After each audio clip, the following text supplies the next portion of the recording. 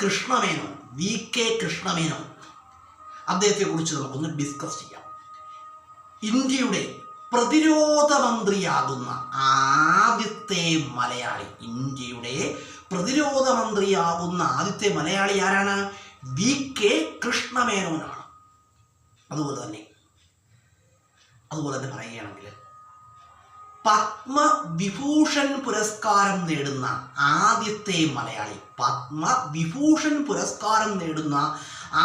മലയാളി ആരാണ്? VK കൃഷ്ണമേനോനാണ്. അദ്ദേഹത്തിന് 1954 പത്മവിഭൂഷൺ പുരസ്കാരം ലഭിക്കുന്നത്.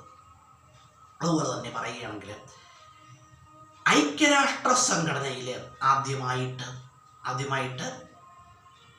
8 മണിക്കൂർ തുടർച്ചയായി പ്രസംഗിച്ച് റെക്കോർഡ് സ്ഥാപിച്ച വ്യക്തി VK കൃഷ്ണമേനോനാണ്. 1957 പ്രസിദ്ധമായ അദ്ദേഹത്തിൻ്റെ ഐക്യരാഷ്ട്ര സംഘടനയിലുള്ള പ്രസംഗം. 1957 വിഷയം കാശ്മീർ പ്രശ്നമായ കാശ്മീർ പ്രശ്നമാണ്. അതുപോലെ തന്നെ VK കൃഷ്ണമേനോനോടുള്ള ആദരസൂചകമായിട്ട് തിരുവനന്തപുരം ഇൻ്റർനാഷണൽ എയർപോർട്ട് അറിയപ്പെടുന്നത് VK കൃഷ്ണമേനോൻ ഇൻ്റർനാഷണൽ എയർപോർട്ട് എന്നാണ്. അതുപോലെ തന്നെ പറയുകയാണെങ്കിൽ